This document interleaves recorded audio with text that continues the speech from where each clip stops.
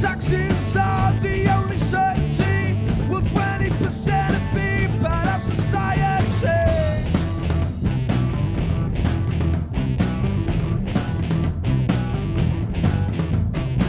Yes, I have made it on my own in this world.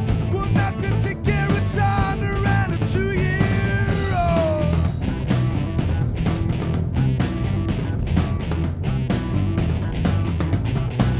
I'm gonna stop the old nation and do my own thing, 'cause I will be king. I'm gonna stop the old nation with the self-preservation. I'm gonna stop the old nation with the self-preservation.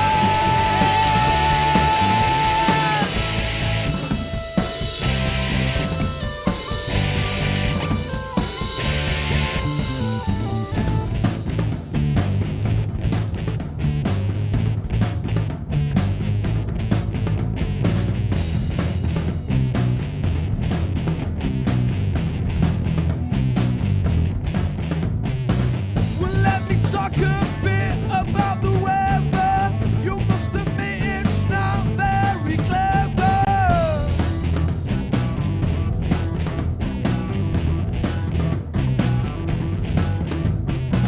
Don't get me wrong, it's not an anti-British song. Well, there is nowhere I would rather be wrong.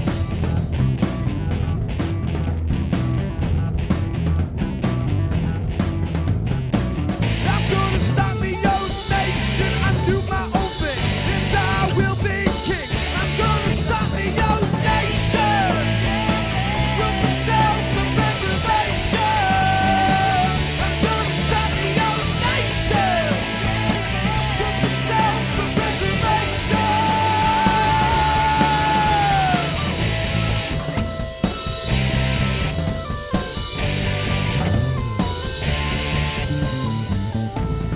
There are just a few things that I would like to say about the UK and how I think it has gone astray. Don't get me wrong, it ain't all bad. I love the crazy fads, like England always buggering up, but you know we're gonna win the World Cup. I'm gonna stop the old nation with the self-preservation. I'm gonna stop the old nation with the self-preservation.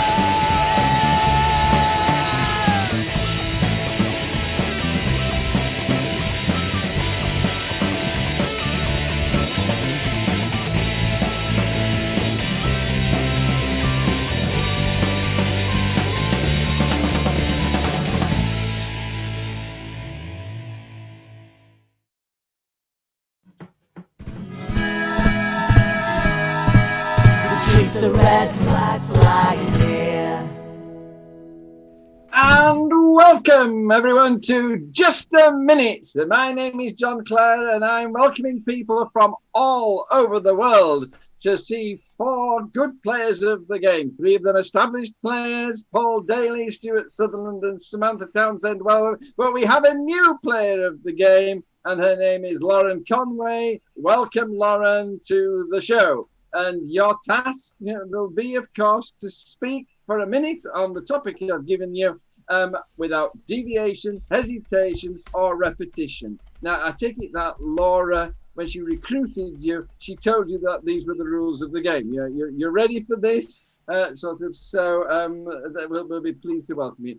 Everybody, it's great. Here's the team. We're going to talk about some fabulous things today, so it's smashing to see you. And I've said hello to everybody. Just before we go, Sam, you've been knocking down sheds or that. Yes, I've been ripping up a shed base which I inherited on my allotment. It's been in my way for 2 years, and I decided on Bank Holiday Monday I was going to have at it What are you doing with the wood? I don't know whether I can tell you because I don't know whether it's allowed. Have you burned that? I believe I can burn it. You can, providing it's not a nuisance to anybody, but it's not very climatist, is it really? Well, yeah, but... Anyway, so, Stuart, how's your campaign going? Okay, I got me leaflet today. Yes, back from the printers. So, have you got a copy? Can we have a look? I don't. It's downstairs. I don't want to give away all my secrets. All right, of course, that's right. The big reveal. When sort of through people's letterboxes. Absolutely fantastic. Paul, hello. Hello. Any news? Conferencing, ridiculously busy all the time. Loads of things going on in Socialist Think Tank. I've seen you getting cross about what do they call those schools? Academies. That's right. Or privatisation by stealth, as I like to call them. Yeah. And ridiculously, what was it? A primary school, a small primary school with a head teacher, an executive head teacher, and a CEO. Yeah, this is basically the idea of academies is they'll just strip resources away from the classroom and to CEOs. There's one CEO that's on £450,000 a year. Repetition of CEO. I'm sorry, Paul. That's it. I'm going to pass to Lauren. Lauren, welcome. I'm just being silly today, and I don't know why. I'm normally very, very serious and one, you might catch me singing if it breaks up. Tell us about yourself, Lauren. Hiya. So my name's Lauren. I'm living in Hartlepool, but I'm originally from Barnsley. I am a socialist. Just left Labour and kind of in a bunch of different political movements: Acorn, IWW, NEU. Right, stop. Yeah. Acorn. Yeah. What is it? Acorn. Okay, so it's a tenants and community union. So they use direct action and campaigning to improve people's living conditions. So that means like they go after dodgy landlords to get things fixed. So you're not going to be one of those people who direct action. That's going to get you a £10,000 fine, isn't it? In the near future. Yeah, basically the new law. Will you fall foul of the new law with your direct action tactics? No, because I think they're, intimidation tactics, to be honest. Right, okay. IWW? The IWW, so Industrial Workers of the World. I've only just joined them, but they're a union, a workers' union. What kind of thing they do? Anti-capitalist one. They use direct action as well to get results. Right, okay. So I mean, and by direct action, because people are fascinated here, what kind of direction might you be going to be using? So they've won member cases by, holding pickets and rallies outside workplaces, the types of things that, used to be the bread and butter of ordinary unions, but now I suppose unions have been taken away from workplaces. A lot of places class union activists going on site as trespass. So at the moment, because the laws are so strict on what you can do, you actually have to kind of break those laws to get results. Right. I mean, by direct action, I'm imagining lying down in the street, sort of blocking access to lorries and things like that. Do IWW get up to that kind of direct action? Or is it sort of aggressive picketing? Yeah, I've not actually taken part in any yet, so watch this space. But some direct action I've taken part in with Acorn is performing phone blockades on landlords' offices and things like that. So we call up, it's completely socially distanced, but what it does is disrupt business and it gets results. Obviously, this is when they've tried everything else. So people will call up again and again and again, different members all day long, so that the letting agents can't do business. And this has been getting results for tenants, getting things fixed, getting rents reduced and stopping evictions. When I was starting on politics, there was one thing that we wanted to stop, and so what we did is we organised kind of a phone up with councillors, and we just spent all night on a rota phoning up councillors all night. And as soon as we put on the phone went again, and somebody else was So eventually they got wind of it, but sort of it got us noticed. NEU, I know what they are. I think I'm in the NEU. It's an educational union, isn't it? It is, yeah. So we don't actually have a branch in Hartlepool, so we're just having our first few meetings. Now, how is your? How are you involved in the? Oh no, because you won't be campaigning for Labour in the Hartlepool election, will you? What are you doing in the Hartlepool election? I've not decided yet. I've joined the Northern Independence Party, but I'm kind of just a bit of a bystander at the moment. But we're talking about that later.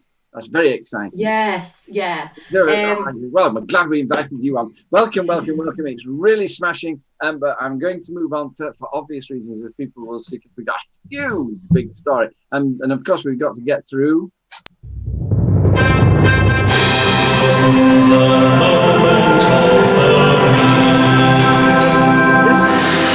The moment of the week. Okay. I can't hear the damn thing here. Sort of you can hear the music, but I can't listen. Stuart, moment of the week. I've got a couple. First of all, I've got my wife. I've got a week off with her. So, she's got no excuse but to help me campaign. So, second, I've just found this out. Unite have apparently spent 97 million quid on a hotel and conference centre that was apparently going to cost 7 million quid, and it's spiraled out of control. And I think even as a member of Unite, we should all be looking into how members' funds are spent. It's worse than the DCC HQ, that, for goodness sake. Sort of Richard Holden will be having apoplexy about that, I tell you. Sort of, you won't know where to look. What's your second one? Or was that the second one? Get Ashley to myself for a week. First one. Unite spending a load of money and needing an inquiry. Second one. The last time I asked my wife to help me with my canvassing, she eventually went out to deliver some leaflets. She fell up the step in the first house she got to, broke her wrist, and has never done anything since. Just be careful what you ask your wife to do. Sort of. Samantha, moment of the week. I was pleased to see the launch of the campaign Action on Amazon that has sprung up over the last week. I'm really happy about it. I mean, I was upset about Amazon warehouses being built in the Northeast before they were built in the Northeast. As soon as I heard that there was planning permission for them, I thought, oh, this is trouble coming our way, because they do have a specific way of working. I've talked to people who have worked at Amazon, and they've been quite positive about it. But they say things like, you can have as many breaks as you want as long as you fulfill your quota. And you can drink as much coffee as you want as long as you fulfill your quota, and there's break rooms everywhere. Yes, because they don't want you to waste time walking to a break room. So I'm really glad that that's been looked at seriously, and the Amazon workers have somewhere to go if they feel they are being exploited. I've got some experience of people working for agency workers in various, and one of the sad things is that Amazon are by far not the worst place you can work. There are many, many worse places to work than Amazon. It's a big problem. Well, that is the issue, isn't it? What people on the street say is, oh well, I worked XYZ, I worked 72 hours a day here and I didn't have a break, so what are you complaining about? But we need to stop this race to the bottom and get some real workers' rights back in this place. And that, Lauren, of course, is why we need decent unions.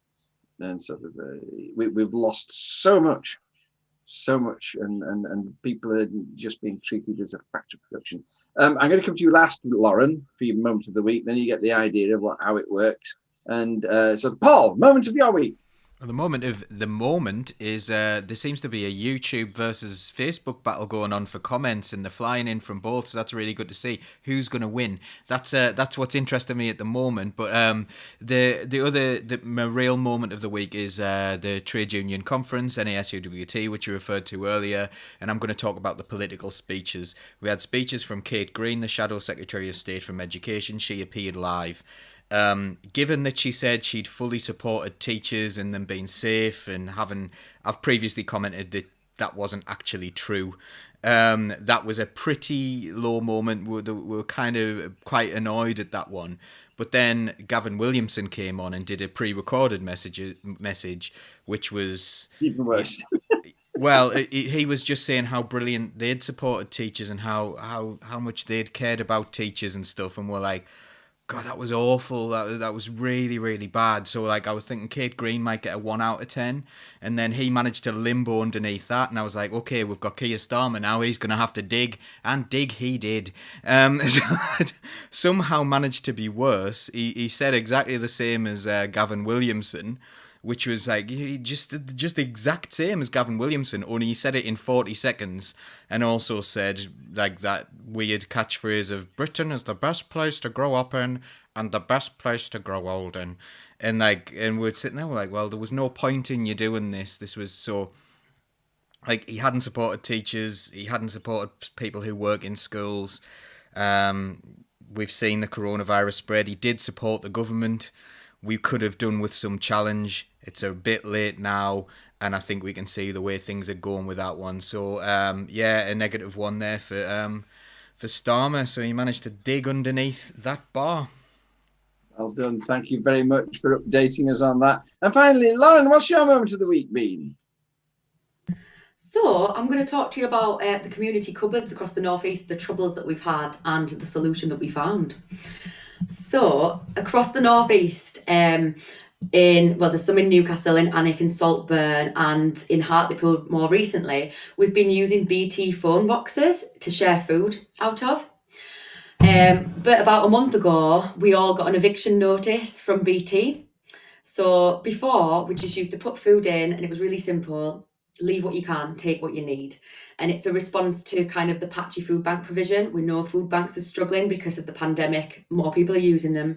But BT have said that, they need to remove the telephone boxes, which is funny because they're not removing the others that are just used to be weeding or, that are smashed. But the ones where we're sharing food and doing something useful, shock horror, they want to take them out. So it said that we need to try and adopt them with the council. So I got in touch with the council and the council said that we weren't allowed to do it because of health and safety. Someone might tamper with the food and then someone might get ill, we were told. So they're not going to allow us to adopt them. And also they said that if the phone box falls into disrepair, they're already in disrepair. We've cleaned them up. We know, yeah. Yeah. Yeah. What was your solution, Lauren? How did you solve it? What was the solution? Yeah, so I found a group in Saltburn and they're sharing food out of community cupboards in people's gardens and it's been going really well. So we're going to start doing that. So we're looking for people whose gardens they wouldn't mind us using. Community cupboards. Community cupboards. Thank you so much for that idea. I've never heard of that before and it's vital and sad. Okay, we're going to move on now. Just 6 minutes late, don't worry. Now it's time for the big story. Okay, and our big story today is race, really. The lead title is Doreen Lawrence says that the number 10 report gives racists the green light. This was the report which said basically we don't have racism in the United Kingdom, which was nice to find out. But then we've had a couple of issues which makes you wonder that, sort of which we'll discuss as we go on. But let's kick off. Paul, does the report give racists a green light? I don't know whether it does or not. Like, racism is dead clearly here. It's dead obvious. I think it was more about the government just patting itself in the back and burying its head in the sand. Like we've got a prime minister who described people as flag waving pickaninnies with watermelon smiles. That he clearly definitely does racist things. I'm quite reluctant to brand people a racist forever. I'm an anti-racist, which means I believe people can change their mind. I believe that most people are redeemable if they learn what's going on, but there is no effort at all to acknowledge anything. Like, say, I've definitely held racist beliefs in my life, It's not been true, and it's not been on purpose. It's not been because I've been a bad person. It's because I didn't know any better. And over time, you learn, you improve, and that's what anti-racism is about. It's about learning how you can be better, and how you can relate to people better, and the challenges other people face that you just simply wouldn't think of because you only know your own situation until you try to learn other people's. So we've got this thing, like in the report, they even said about how like they tried to put a positive spin on slavery and colonialism in the empire, and how like they try to describe the Caribbean experience rather than talking about the slave trade. And you're like, if you want to go into a little bit of background of where modern racism comes from, and I'm sure that there's like always been something where people who look different to one another, perhaps different skin colours and what have you, might treat each other a little bit differently based on that. But modern racism as it is was caused by the slave trade, because we had a period where we had slavery, and then we had it used to be justified because of the belief in God. God wouldn't let us do this if it was bad, so slavery must be okay.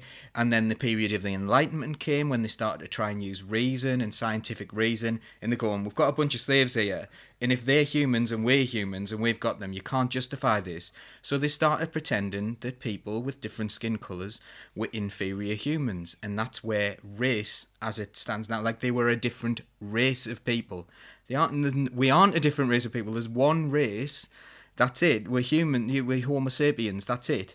But imperialism and the slave trade had to justify itself by doing this. If you want to try and say, actually, the slave trade wasn't that bad, on how far do you want to miss the mark? This is totally frustrating.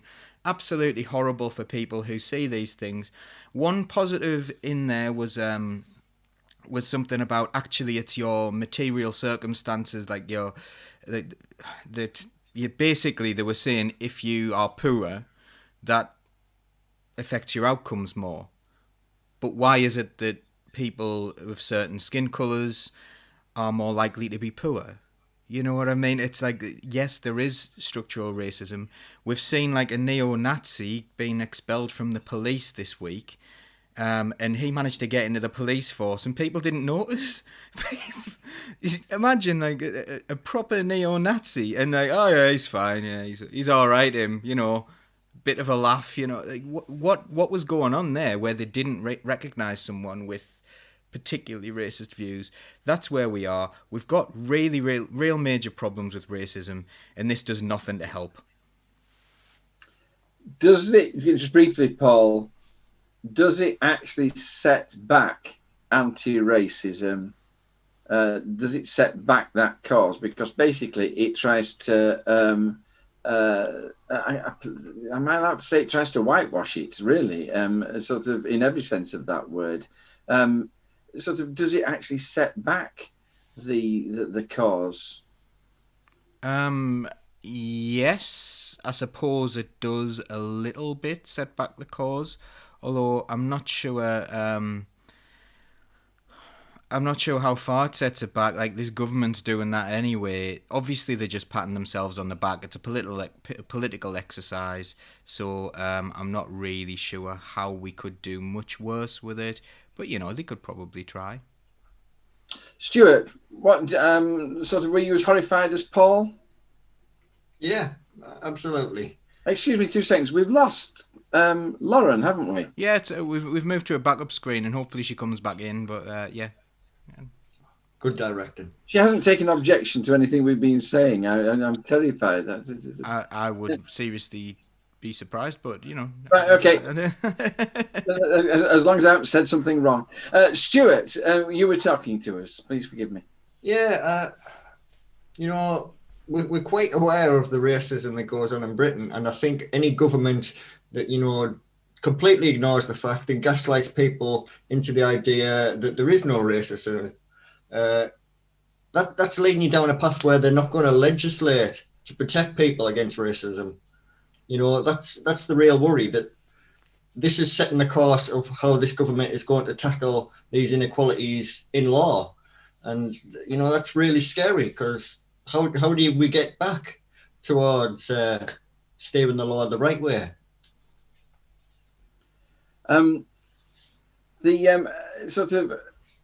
What Paul Smith says is that it's a manifesto of white supremacy. Now, would you get that the report is a manifesto of white supremacy? Would you go as far as that, or is that an overstatement? I mean, nobody's pretending that the report is even correct. But would you? I mean, what Paul is suggesting is that it's going further. It's actually racist in itself, intrinsically. In content, yeah, absolutely, it is. I mean, there's clearly an intent with the report. I mean, the fact that there's whole sections that are just fabricated, it appears, with regards to people making giving input and reference, and this whole idea that they've taken away, a lot of it is fabricated. That's really worrying as well. I mean, I saw people complaining that they'd been cited as one of the authorities, and they hadn't communicated at all with the commission or given permission for their work to be cited. I mean, that's alarming in the extreme. I mean, one of the things that Tim Dredger's raised, Sam, is that we've, having just claimed that we are not, that there is no structural racism in British society, we then have this scandal in the northwest of Durham, where two Tory candidates have had, the Tories have had to suspend them. I mean, this must be bad. The Tories have suspended them for racism. I mean, what is the Tory party intrinsically racist, or does this prove that they're not racist? I think there's a real problem with the new wave of Tories. I mean, remember what happened is that the UKIP and the Brexit Party kind of came into its final hours around Brexit time, and there were lots of people emboldened and empowered by that, and then once Brexit happened, they sort of fizzled out, but they didn't disappear. I'm not saying everybody who was involved in the Brexit Party was racist, but I definitely, in engaging on a political level with people who are in political parties, I've experienced more racism from people who are associated with UKIP or the Brexit Party than anywhere else. And I just think, it is a worry that we have swung to such a right-wing sort of narrative in this country where people will genuinely talk about letting immigrants die on boats, and that's a totally sensible and not at all scary thing for people to say. Our discourse has swung so far to the right, and it is scary. So I just think we have to be aware of these things, and we need to ground ourselves and make sure that when people do express abhorrent views like these people did, that we're not afraid to call them out and report them where necessary. Ruth Davidson, I think this is a cracking statement. I cannot understand how anyone can go around saying racism doesn't exist, sexism doesn't exist, inequalities are a thing of the past, as if somehow we're at some pinnacle of human evolution. There is always work to be done. I mean, I like the idea that sort of actually we will never get to the bottom of eradicating racism, because as fast as we eradicate the exhibitions of that racism, we realize that there's other prejudices deep inside of us. This is building on something that Paul said. I mean, do you think that this is there's an ongoing work to get on with there, and that sort of there's a long way to go, or do you think that sort of we're making strides forward at the moment? Sam? Just trying to keep up with the comments and everything. I know, it's smashing at the moment. I don't blame you. We are making good progress, but I think what Ruth says is absolutely right. There's always going to be something, and what Ray said as well about class, and bringing in the intersectionality of it. We can't just if middle-class white people and middle-class black and brown people are doing all right, we can't then just go, oh, well, there we go. we've got equality of the races. We need to look at all different social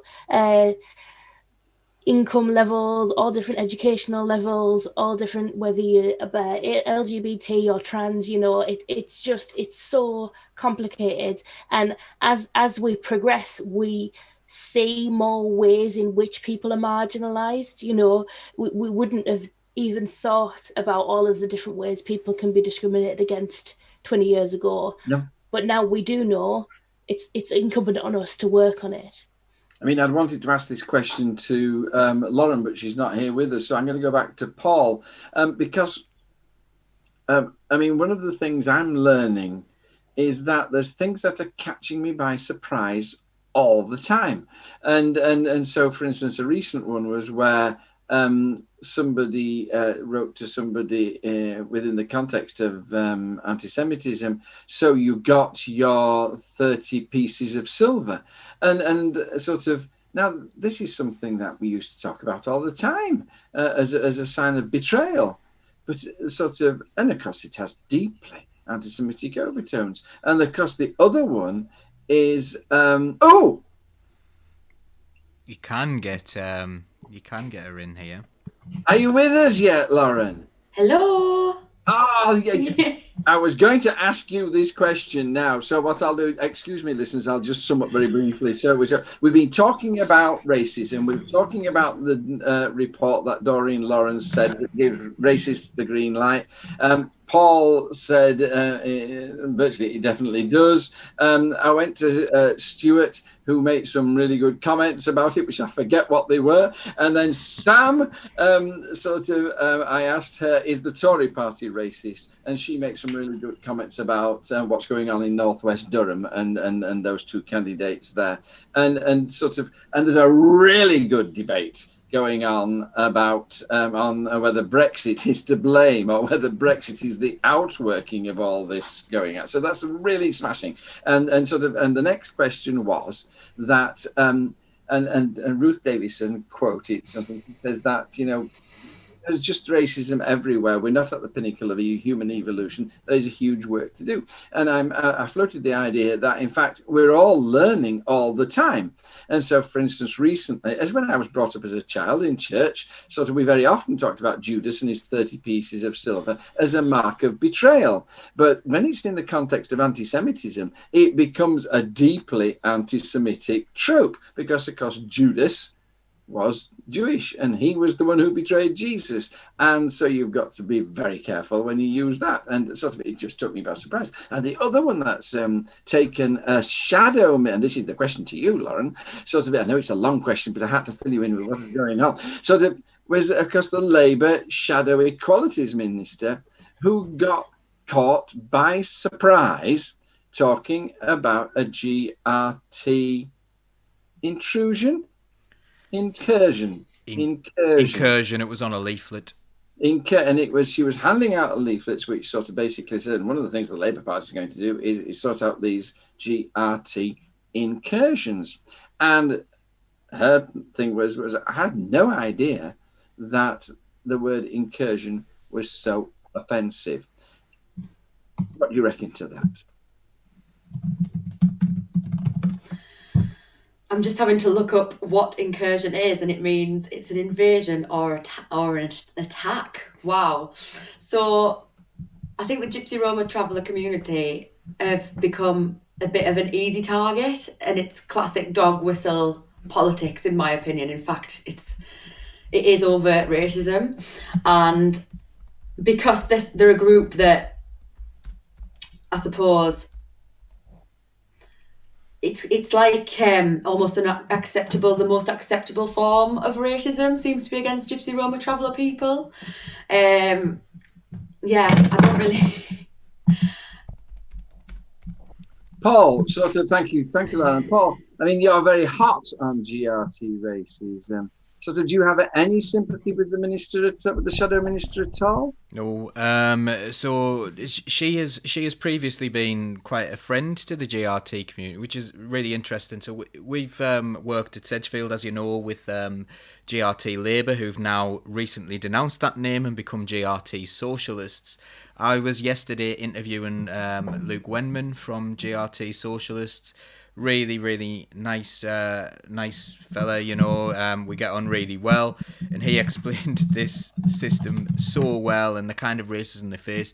So I recommend that people do watch that. And also, he's coming on Socialist Night Live on Saturday to talk about this very issue. So we get things so wrong, but actually, it's possibly a way of life thing. So racism a lot of the time is about control. It's about like kind of preserving the way of life that you want to have. And if you see someone else going around and they live in a different lifestyle, they're going around and living in a caravan, they're not in one fixed place, that is a threat to them. And we've got to be really, really super careful on how people are treated in that respect. Lauren did refer to it as being almost like an acceptable form of racism, and I think she's right in that sense. I've heard people think that there's absolutely nothing wrong with generalizing about an entire group of people, and racism is simply when you generalize about a group of people who aren't like and think, well, actually that speaks for all of them. You know, one person speaks for everyone. And I think that's what racism is. Stuart, one of the things that I saw was that the GRT community face massive disparity of reporting in the press. Do you think that this is a press creation, or do you think that it's something more sinister? I think the whole nomadic lifestyle and the systems in place that we have across the country to make sure, you know, people are supported, taxes are collected, you know, sites are looked after, these people are, you know, looked after, education. The whole lifestyle isn't well educated to people outside of the GRT community. You know, the government makes no effort to explain that, yes, these people pay taxes. You know, there's a system in place that allows, you know, nomadic people to pay taxes. These things aren't expressed well at all by local government, by government. And it's dead easy for media who want to sell a certain narrative against somebody to say, look, they're getting a free ride, they're doing as they please, they just come and take what they want and leave. They don't.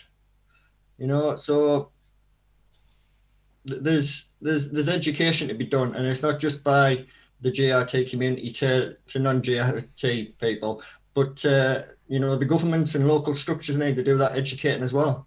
Yeah, I mean, Sam, I was on one forum today, which was being deeply critical of Durham County Council, which came as a surprise to me because I was hoping that we were doing quite well about this. What do you think the councils need to do to help ease and to correct what is quite clearly racist bias against and the sort of, don't like the word community, GRT people? I mean, I think Stuart's right, is because it's a deeply entrenched racism across our country that people have a total blind spot towards. It's not a popular conversation to have, so councils don't tend to talk about it because they know it's going to be difficult. But if we're going to be actively anti-racist, we need to talk about it, and we need to explain to residents what facilities are available for Gypsy Roma traveller people, and explain that the whole thing about what's coming in force in the new law, the idea of a traveller passport, you know, you can't, like, the idea of freedom for some Gypsy Roma traveller people is so deeply entrenched, you can't legislate around it.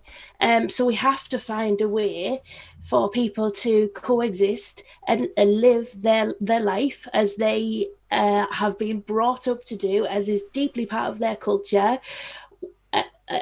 and help us all coexist together. That's part of the council's job, isn't it? To help people coexist harmoniously, as a society. So I think that there is a lot of education that needs to come from the council, but also we need to find ways of integrating or offering people the opportunity to come together as a wider community when the Gypsy Roma Traveller community are in the town, create opportunities for people to talk to each other, to see each other as real human beings, and recognise the fact that, there's some bad uns, like who live in a house all year round as well. There's plenty of people who live in a house all year round who fly tip and do bad things. We can't just tar all Gypsy Roma Traveller people with the same brush. I personally intentionally try to have conversations about the fact that when the Gypsy Roma Traveller community are in Shildon, they don't cause crime. They don't actually generally cause a lot of the things they accused of causing, like a mess. There's plenty of fly tipping the rest of the year. So I just think we have to bite the bullet and talk about these things openly and honestly. Yes. One lovely thing that happened in Aycliffe last year was that when people were moving, and they weren't going to Appleby Fair, of course, but sort of nevertheless, many people went out and went on the road. And sort of a family came and stayed at the junction of Burnhill Way and Burn Lane. And they seemed to know everybody and were very, very well liked. And the people stopped and chatted with them. And just the kind of atmosphere you would have wanted to see. And sort of, and I suppose it's a thing to my shame that I was surprised to see that, but delighted. Last word to you, Paul, and then I'm going to move on. On the entire situation, or on GA2 racism? Sort of, I think sort of either, as you prefer, but sort of going back to the idea of the whole thing of racism in our society. Just sum it up for us. People need to start understanding one another. People need to stop being condemnation of racism and cancelling people forever is a really terrible idea. So we need to understand that people are on a journey to try to make them better. If you're a real anti-racist, you will think that people can change. Otherwise, there is no point.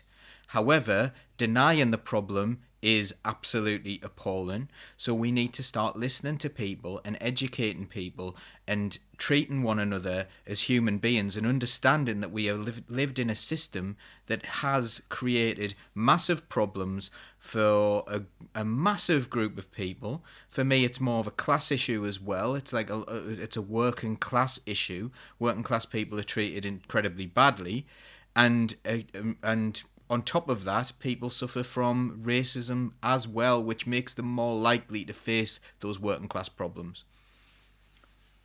Thank you. Lovely comment, an interesting comment by Jane Strange here about the forced adoption of traveller children in the 1980s. I knew nothing about that at all. It's 1980s. Anyway, we're going to move on to other questions. I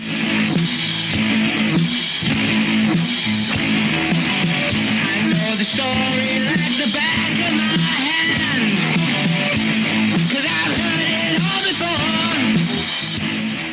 Thank you. Northern Independence Party. Sam.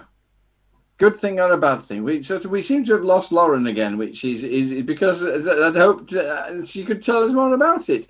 No, when I saw this, I thought it was a good thing, but then Paul went mad about it, and I thought, oh, did you think I've said the wrong thing? What do you think about this, Sam? I think for me, it's early days for me to get excited about the Northern Independence Party. I liked seeing them posting on Twitter and the things they were putting out. It felt like it was there to provoke people thinking and to provoke a response, which I liked. But now that they're putting themselves out as a genuine political party, I'm a bit like, because they're now coming out with pledges and promises which have not been actualized 20 years after we started devolving power to Scotland, so we're talking about, these are nice things that could happen in 40 years time, but I need to know what's going to happen after the next election, and that makes me sound like like somebody who I would not usually like to listen to when they're talking about politics. I'm not like, oh, we need to get power and power's the only thing. It's not that. But I just think it's a bit disingenuous to campaign on the things they're campaigning on when there is absolutely no way with one MP in Parliament that they can deliver anything like that. And I'm also just generally not, like, for me, if you're a hyper-local party that wants power for local people, then your candidates should definitely come from the local area and they should be chosen by the local people, and none of that has happened. So I'm just like, So I like them as a Twitter account. I like the idea as a thought experiment, but I'm not hugely excited about the idea of them standing as a political party. What do you think about the idea that the North is just so different and disparate that you're never going to unite it into a political entity anyway? I mean, this has been the death of devolution in the Northeast, that we're all at each other's throats and so very, very different about in so many vital aspects that it's been impossible to organise anything politically, even just sort of in the LA 7, never mind the LA 12. I mean, do you think that devolution is an impossible dream? I think devolution, as in making decisions locally that affect local people, is a really important and necessary thing. But I think, dividing people by geography alone is a problem. And actually, it's a total gift to the Tories. I'm not talking about this election in Hartlepool. It's a total gift to the Tories if we start chopping up England, just like it was a gift to the Tories when the Scottish National Party started to rise in Scotland, because it made it a lot harder to achieve a Labour government, whoever the Labour leader is and however well they perform. So I just think as a socialist project under the current electoral system, which we have, which is first past the post, it's a bit impossible. Maybe after we've achieved proportional representation, I might review it again as an idea of something that's worth doing. But to me, being a socialist means standing in solidarity with socialists in London, socialists in Cornwall, and not cutting myself off from them. When I say unity is strength, I mean it. Thank you, Stuart. I mean, Samantha's touched on the fact that this is an avowedly socialist party with socialist ideals. I mean, one, does that surprise you? And secondly, does that attract you? I mean, it doesn't surprise me in the slightest. I've seen socialists manifest in other places within the Labour Party, and certainly in the last year they've had little choice often, but to find other places to be. Now, the bit that's getting me between Labour and the Northern Independence Party is the things that I'm pulling up the Labour Party on as being wrong are also still wrong with the Northern Independence Party, how they selected the candidate. That's not an alternative of picking, you want democracy from the Labour Party, and you're not going to jump ship and go to a different party that is also socialist, but also isn't doing democracy right. That's not an alternative for me. I'm not, jumping ship anytime soon. But certainly it's a very interesting dynamic, and it shows you, how important by-elections are, that they've stirred this kind of shift from a small group of social media people to becoming a political party. I mean, Ray Goodspeed's on there sort of talking about it's just another split in the working class. I mean, do you seem to be saying that it might even just be evidence of the disintegration of the political left into a sort of a whole, into a chaos of different causes. I mean, is that what we're looking at here? Yeah, I mean, if you're not allowed to organise within the Labour Party, people will organise elsewhere. And I think that's what you might be seeing here. Wow. That is a really interesting thought, Stuart. Thank you. Finally, Paul, I hardly dare ask you because you got so upset about it last time I mentioned it. So I'm going to just sort of step back a little bit and ask you, that finishes off on this topic. Is there anything but bad about this idea? I can't remember being particularly upset about it, but I don't know. I've done many things over the past few weeks, so yeah, it's possible. We had a show about this on Saturday night on Socialist Night Live, and we talked about it. And there's loads of really refreshing things, as both Stuart and Samantha have said, about the way they're campaigning, the way they're absolutely fearless, the way they're not being bullied by false allegations. And I think that's a really, really important point. You know, they are not just taking things lying down. They will not have this media narrative thrust upon them and accept it as being true. And I wish the Labour Party had done that before. I think the way the campaigning is, you know, it's fun. We've needed this little bit of an injection of hope because the Labour Party has just imploded on itself. They're not even offering hopeful policies at the moment, which is a real disappointment, and it's created the space for something like this. And you know, I'll say that as a pretty loyal Labour Party member. I don't think the Labour Party nationally is reflecting the membership that I know. But people used to say this under Corbyn, so maybe this is what the Labour Party is meant to be like, and we were wrong for coming in and being all enthusiastic and saying let's change everything. So it's a little bit of a difficult political situation at the moment to know whether actually who's in the right. Is it the people who want the Labour Party to be a dour thing that makes sure that the establishment remains, or do we want to be something that wants to have social change, that wants to see people's lives improve, that want to see the powerful lose their power and give power to ordinary people? I would hope the latter, but I don't know. With regards to the Northern Independence Party, I think their weakest argument is the Northern Independence bit.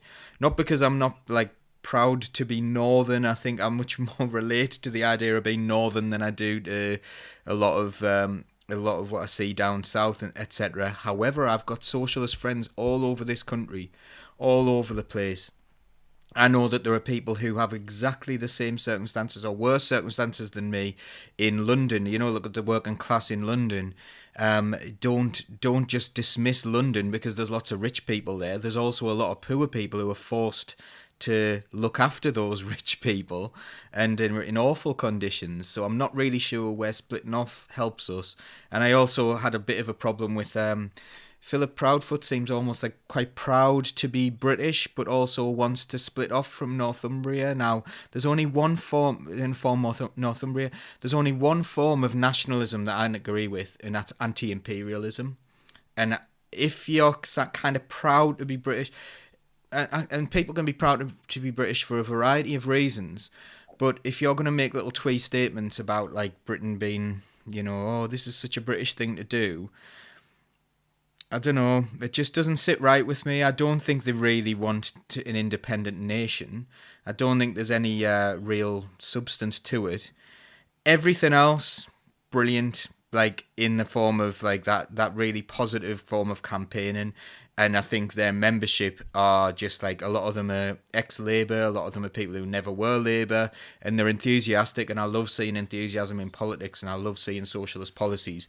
I'm just not sure how that fits in with being an independent nation that is also kind of British as well as... it's a confused message, let's say, but they're only a few months old, so let's give them a little bit of a break for that they haven't fully got it there.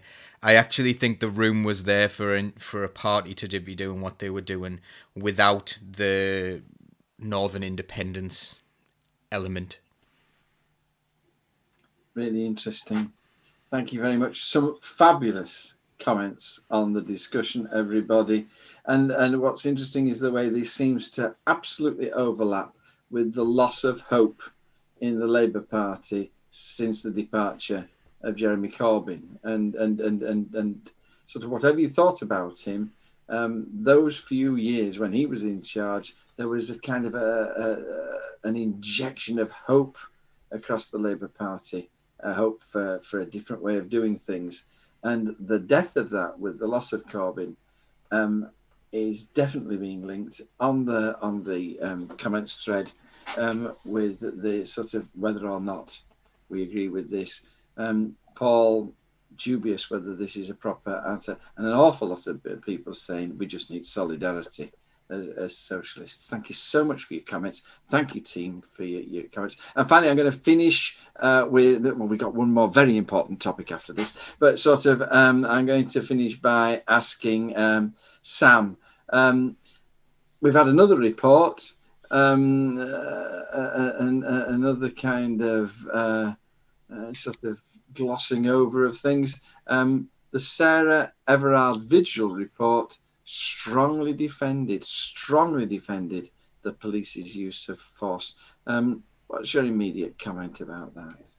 I feel like just a few weeks ago we talked about reports and inquiries being toothless, and like, what's the point of having an inquiry into this if nothing ever comes of it and no one gets held to account?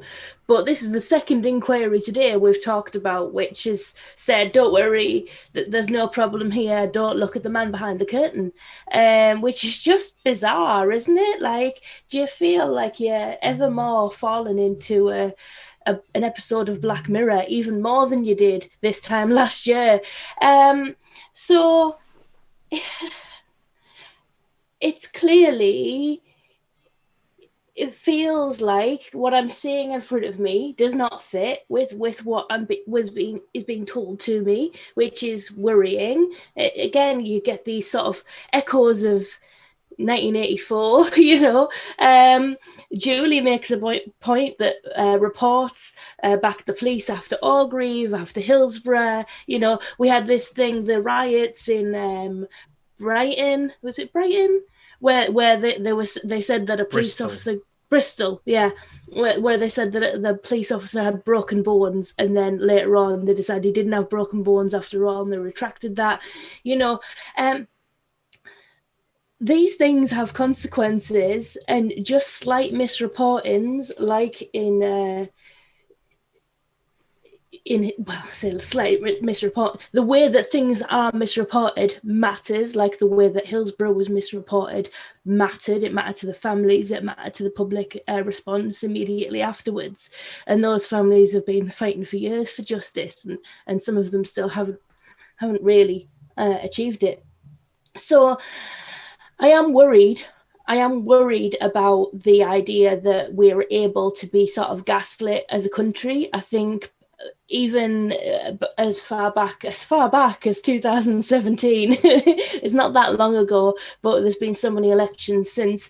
Even then, during the 2017 election, I thought, you know, the truth is dead. The truth doesn't matter. It's all about the prevailing narrative that people believe, and that worries me a lot about how our perceptions of the country are so easily dictated by social media, which is so easily manipulated if you've got enough money to do so. So yeah, it worries me. I haven't really been able to sort of work out who I am worried about, like who I'm worried has the control and is trying to pull the wool over our eyes, but somebody is, and yeah, it worries me. Thank you. I mean, the issue for me, Sam, and I'm not going to ask Paul or Stuart to speak because we got the very important topic to come up yet, but that say what we got is mob rule here, and what we say what we want to be true, and then we have a baying mob who say that's right, that's right, that's right, and many of them are MPs, and sort of, and you know, everybody shrugs and says, oh well, that's right then, and just saying it does not make it right. I'm horrified by both these reports, just like you are. But I'm going to move on to our last question, because we do have just 3 minutes left, and it is the most important question of the evening. And sort of the question is, which is the best fish and chip shop? So I'm going to ask all of my 3 guests to tell me what they think is the best fish and chip shop. Let's see how indiscreet they can be, and perhaps members of the public, you like to comment and tell us the best fish and chip shop, because this is something that affects our everyday life. Okay, Stuart, best fish and chip shop. It is the Almighty Cod in Seaton Carew. Tell us a bit more about the Almighty Cod. You know when you see a big line outside a shop, that's a sign that's a good, that's a good place to go. I know in COVID times that's like, don't go anywhere near it, but it's a sign that the food's decent. Yeah. Well, the Almighty Cod has a line out the door every day. It's open, right? COVID season or not, they've got a queue, and that's my favourite by far. Almighty Cod. Thank you very much indeed. Paul Daly, the best fish and chip shop. I'm a vegan. You're a vegan, of course. You won't have eaten fish and chips for years. Yeah, over a year now. Still managing to keep the beer weight on though. So one of those unhealthy vegans. So you're going to be telling us a fish and chip shop that has a vegan. My whole son's family has been declared celiac, and they have found a celiac fish and chip shop, believe it or not. Have you found a fish and chip shop that offers a vegan alternative? We've talked about this before. You're obsessed with fish and chips, John. This is the second time we've talked about fish and chips on this show. Surely not. We did, yeah. It was a few months ago we talked about it, and there's the one up at Oosebourne in Newcastle, and it's now fully vegan, and that's the last place I had like a vegan fish and chips, which was, I think it was some sort of tofu, and it was really nice. Not the Clooney, the one next to it. Someone will put it in the chat which one it was. Maybe Laura will put it in there. It's really nice. I apologise to people if we talked about this before. It's only on there because the Northern Echo ran a thing on which is the best fish and chip shop, and I thought, well, we'll just do the same. Fish and chip obsessed. Sort of, well, I love fish and chips, and it's so long since we had any. Sam, best fish and chip shop in the world. I vary. It's always one in Shildon. This time I'm going to go for Karen's Place in Shildon. She has now started selling deep fried chip butties, which I haven't had one yet, but I will. That has to be the best, sort of the brilliant thing. Where is Karen's chip shop in Shildon? It's near sort of. It's on the Jubilee Estate, sort of near. Say near the spa. It's probably nowhere near the spa. I drive past the spa to get to it. Thank you. It's the ship in, by the way. Laura helped me out. It's the ship in Oosebourne in Newcastle. That's nice. All the stuff's vegan there. Really good. I've stopped eating meat, but I'm afraid I still eat fish and chips. Sort of. Maybe I am obsessed, Paul. Listeners, thank you. God bless you so much for listening in to us. Thank you for your fabulous comments, people who have commented. You know what happens now. So that most people actually stay with us. We're going to take a 5-minute break while we listen to the music. Then we're going to come back. Sam's going to run the show from then on, and sort of we'll be indiscreet for an hour. We might even have a new frame by the time we come back, because this is how quick socialist think tank work.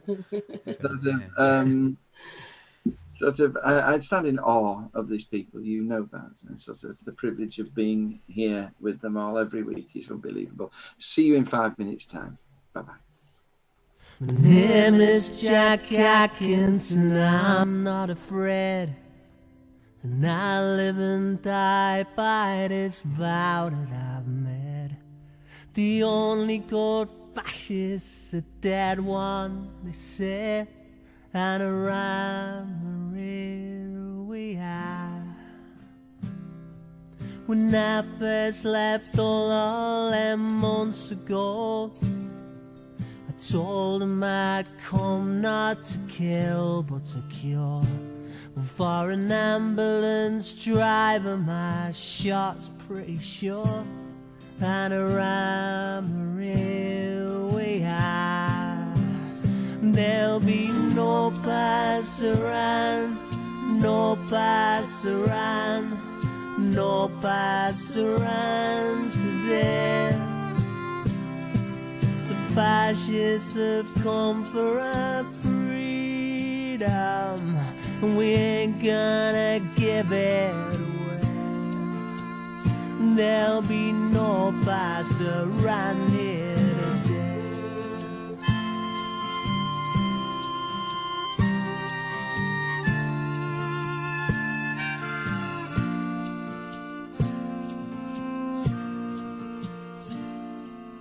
I told my mother, now mother, be strong, for the left way is right and the right way is wrong.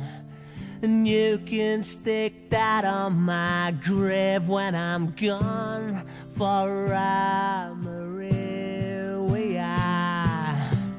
There'll be no pass around, no pass around, no pass around today. The fascists have come for our freedom, and we ain't gonna give it away. There'll be no pass around here today.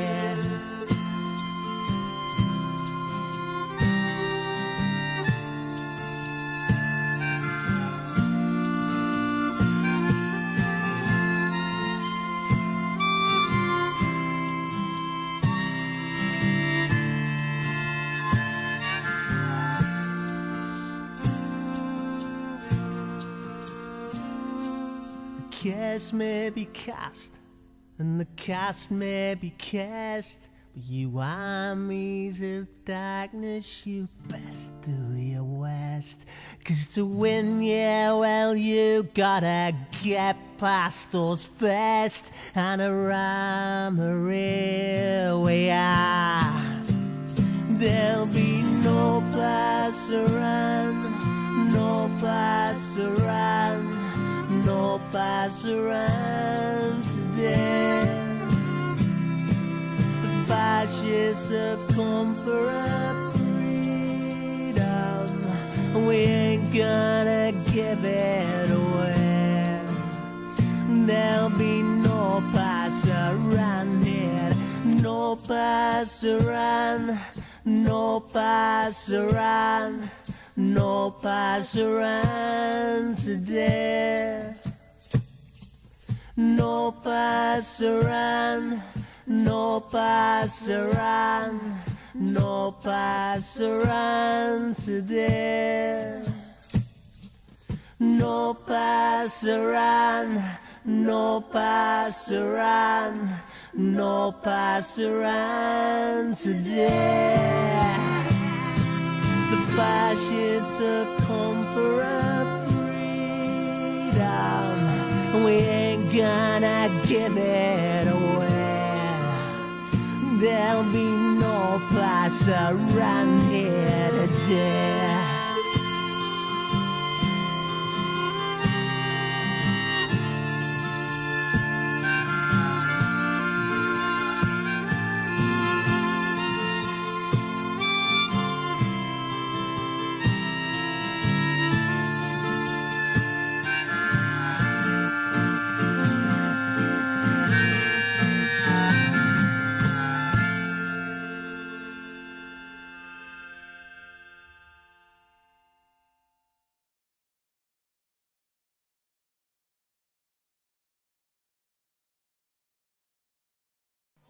And we are back, even though John isn't, but Samantha. I am here. Aha! I don't get him to try and like wrestle the start of the show off. Oh, we're on the Socialist Night Live frame. That's exciting. Only for a moment. Only for a brief moment. There's something even more exciting coming. Oh, God, I don't know whether I can contain myself. I'm going to need some smelling salts. I know. What was it? Somebody said, no, I'll find that in a second. Jake said, not having fish on a Friday is illegal, isn't it? I think it is definitely in primary schools, because I don't know about anybody else who's got primary school age children, but they all have fish on a Friday, to the point where we started calling it Fish Friday, and then they stopped giving them hot meals because of COVID, and they're all having their meals in in the classrooms. So the kids were like, it's Fish Friday. Oh. And actually, because we got into this habit of it's Fish Friday and Fish Friday is a good thing, they had an option on their sandwiches, their COVID packed lunch sandwiches, that they could have tuna. So I informed them that tuna is fish. So if they had tuna sandwiches on a Friday, it was still Fish Friday and we could still be excited about it. Oh my goodness. Julie says every Friday in a nursing home is fish as well. Jake Right. Ratcliffe was saying that sort of it's got to be fish on a Friday. The reason I'm late back is because Barbara and I got very excited talking about fish and chip shops. So I'm sorry, Paul. You were just proved right. I kind of need to work out where we're all going to go in this frame. Yeah, for a exactly. At the second, moment, I have aged significantly and grown a beard on this new frame. Let's see where we are. Oh gosh, yeah. Put me in the right box, Paul. Okay, so I'm you, Samantha, you're me, but Stuart and John are right. So if me and you swap boxes, Okay. then How do we're we do okay. Well, we just jump, we just leap, and then no, I'll sort it. Oh dear. Yes, my son loves Fish Friday. Absolutely. I've got to go to Ubla Ames' question because he has been asking it all of the show, and there wasn't really a lull for us to bring in a new question during the main show, but we can talk about it now. So he said, does the UK still have freedom of speech? And he was referring to the issue in the school, and I can't, like I said, I can't remember where it is. It's in Yorkshire somewhere, where a teacher showed his students the offensive cartoon of the Prophet Muhammad, and it's caused a huge issue, and he's had death threats, and bad things have happened. So it's a question. I think we have to remember that freedom of speech does not come without freedom of consequences. I am not saying that death threats are an appropriate consequence to anybody, but I am saying that as an RE teacher, it's never appropriate to show students that material. It's deeply offensive. It doesn't serve any educational purpose, and it was totally inappropriate thing for him to do. Full stop. There's no defending that, and he knew it was a flashpoint. But like I said, I'm not defending people giving him death threats. Like that's obviously wrong. So, but no, I don't think it means that the UK doesn't have freedom of speech. I think it means that, bad things happen sometimes. And that, like I said, I'm not justifying it happening, but when we're talking about people who are oppressed by our country, we can't go ahead and sort of oppress them further and do really horrendous things like pass around deeply offensive imagery like it's just a game. It's not a game. It's disgusting. Has anybody else got any other thoughts on this question? I don't think we've lost freedom of speech, but I think what people think freedom of speech is all over the place, and the way people's reactions are all over the place. How can you deal with the fact that the Muslim people found that offensive without referring to the source material? It's like, I don't agree with covering issues up. It's like, you can't pretend. Like, say if you've got an old text, there's a lot of people who are trying to say old texts in libraries should either come with content warnings or should have the words removed from them. And it's like, well, that is covering up history, and not in when it's definitely important to say that is a bad thing, and it's definitely important to say, like, times were different then, what is acceptable has changed.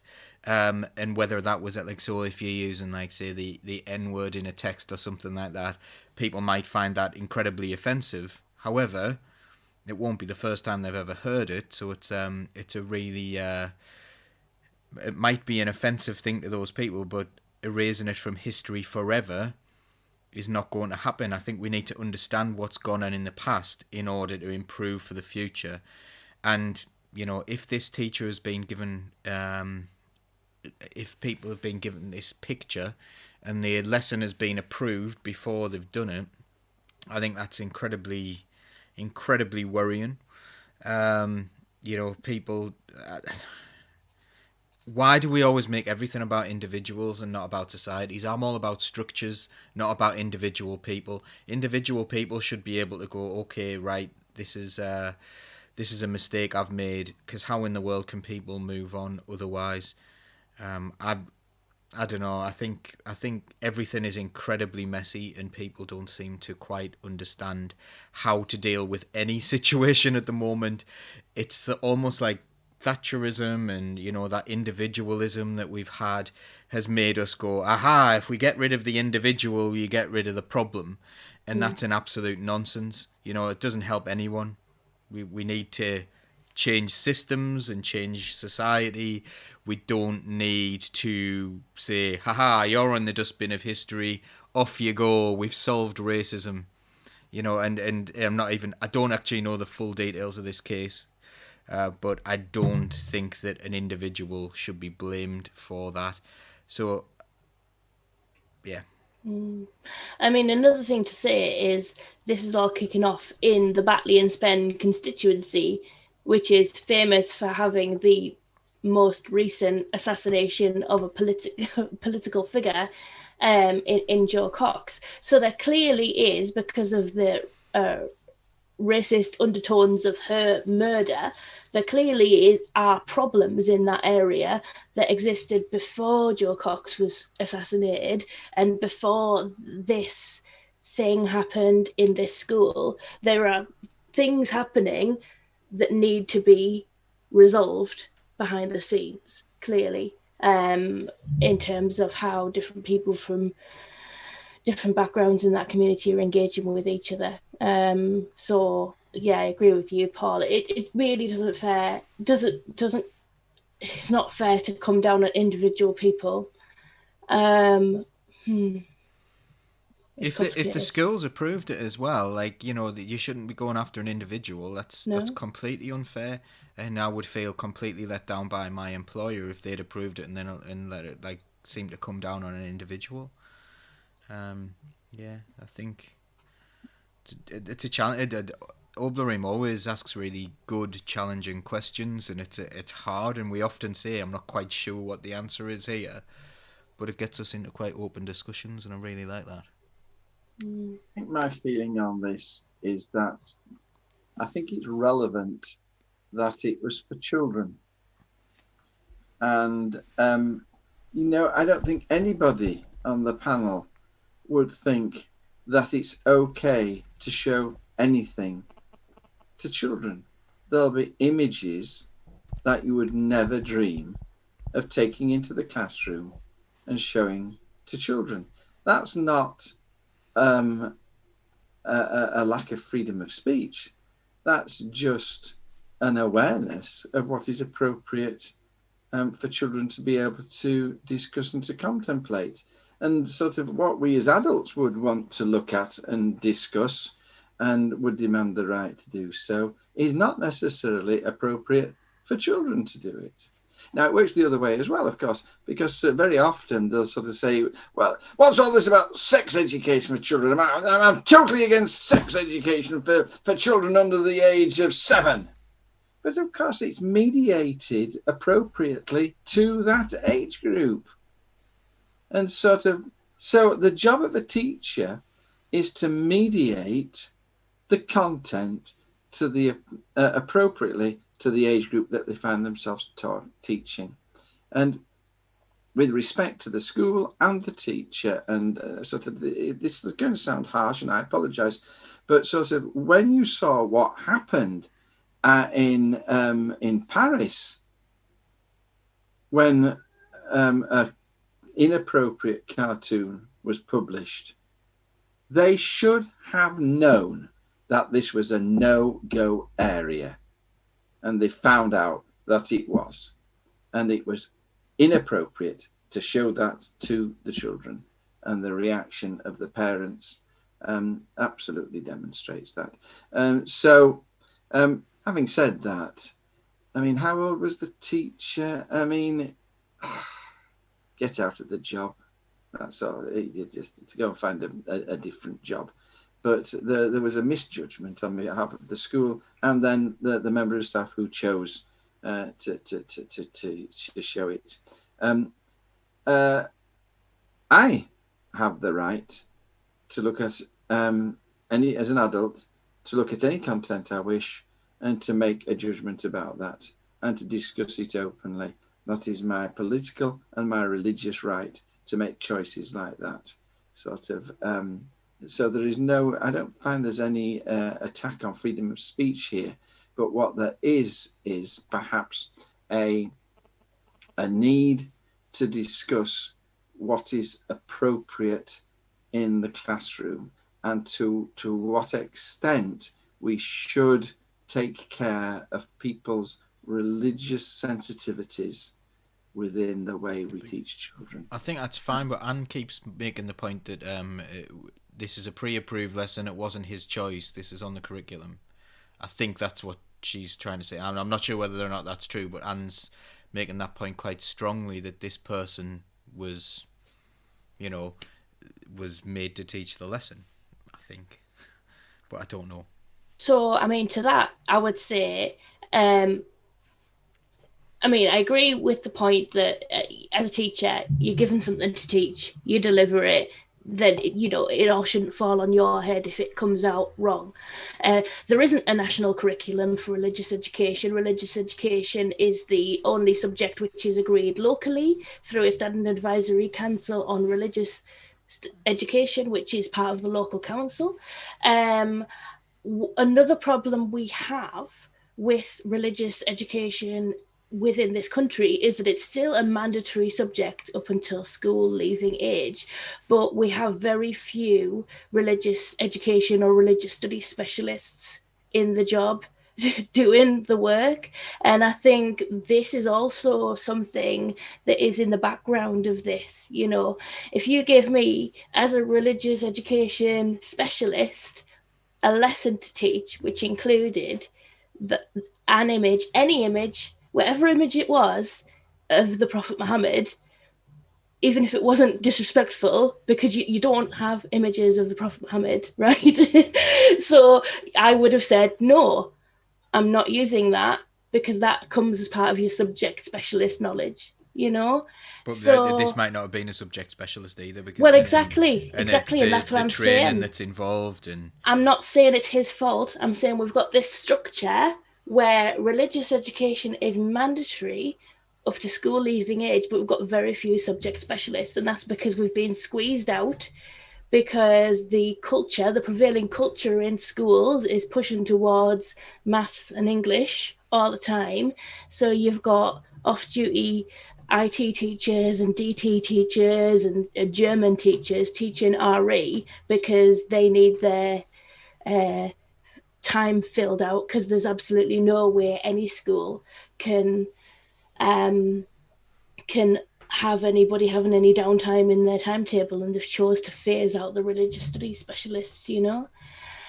So it's another issue. It's another issue. Anyway.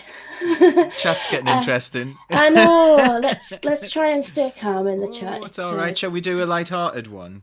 Yeah. There was a nice light-hearted one from Jane. Did you see that one on the ragged trousered philanthropist? I did, but I've gone past it now. Do you want me to read it? Because I can still get it. So on a slightly less serious note, yes. Ragged Trousered Philanthropist has been made into a graphic novel in comic format. Is that a good way to get the book out to a wider audience? What do we think? Yes. I've got a funny anecdote to share. So what you call these sort of books that are like comic books but are proper books, you call them graphic novels. So I spent a lot of my sort of elder teenage years talking to older people about how much I enjoyed graphic novels, and they thought I meant something completely different. Graphic novels, like comic books. Like, what were you thinking? They do have a slightly more like mature drawing style, like not in a sexy way though, like in a like Watchmen. Yeah, Watchmen. Where Dr. Manhattan it isn't as he is portrayed in a movie. If you read Watchmen as a graphic novel, yeah. Or Walking Dead, or famous graphic novel, or what do you call it, man? With Hugo Weaving and Natalie Portman in V for Vendetta. That was a famous one as well. I mean, that's the thing. It's a weird thing about our culture, isn't it? That if it's a proper serious book, then it has to just have words in and no pictures. And that doesn't exist in other places. Obviously, in Japan, comic books are for all ages. Really so. But it's Laura says The Crow is a graphic novel. Yeah, I enjoy graphic novels still, not the pornographic kind. I think it's always Sin City there's been mentioned by Vonnie, and that was a bit more. Seen the film. John, you're too John to watch Sin City. I watched Sin City and I enjoyed it. Good. And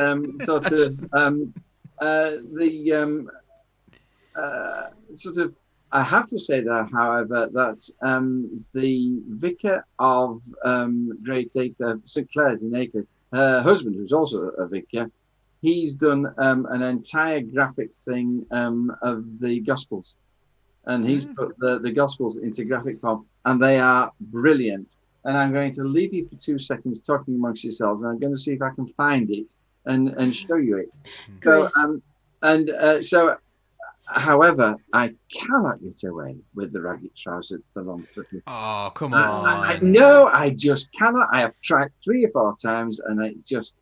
well, maybe this version's going to be for you. Well, maybe I need the pictures. I'm going to look and see if I can find this. I made it sexy. It's brilliant, the ragged trousered philanthropist, because it's written so long ago, and yet it is so relevant right now. They're good. Like, everyone should read the ragged trousered philanthropists, and then you get really, really angry. Maybe it's just like some people who know about things already don't need it put in that kind of really obvious terms, but he does describe things in a really, really good way. There are every few pages there's a real lesson in what capitalism does and the way the system works, and it's now capitalism on steroids, isn't it, with neoliberalism? But yeah, I think the ragged trousered philanthropist speaks to people. I don't know. Oh, that's really nice. That there you go. It's still. I mean, it's not like Sin City, is it? But sort of, if I was still teaching RE, I'd have that off you. Jeff Anderson is his name. He's the co-vicar of Newton. I mean, it really is brilliant, and I can't. we used it a lot. Sort of, well done him, actually. Apparently, you can also get the Communist Manifesto as a graphic novel. Wow! Now there you're talking. There we go. To be fair, the Stations of the Cross are like an old graphic novel. And Jesus had... Of course, I mean, you're on history now. I mean, it used to be, before people could read and write, you used to put pictures all over the church. Yeah. The church was just pictures of what, and you learned from the pictures. There you go. I'm getting overexcited. There you go. Yeah, I think if you want somebody to read something, or to if you want to make information accessible to people, you should try and distribute it in as many ways as you can. Just like the Socialist Think Tank has been doing audiobooks for Political Education Project. Nice plug. I love that there one. We go. Have we seen that that other one from? And I think this would probably be for you, Samantha, I imagine. But it's just going back a little bit, so I'm reading it out here. What do you chaps think about the theory that vaccines can cause autism? Yeah, it's bullshit, isn't it? Yeah.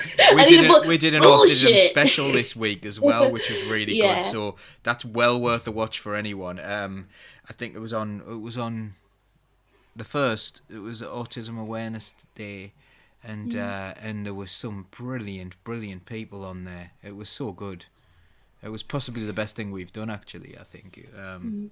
And we've done so many amazing things. No, it was a real favourite of mine. And Austin Harney, who's a friend of mine, was really powerful. And Sib Ali as well, and Heidi, they did amazing. So yeah, it angers me when people talk about autism like it's worse than dying of measles.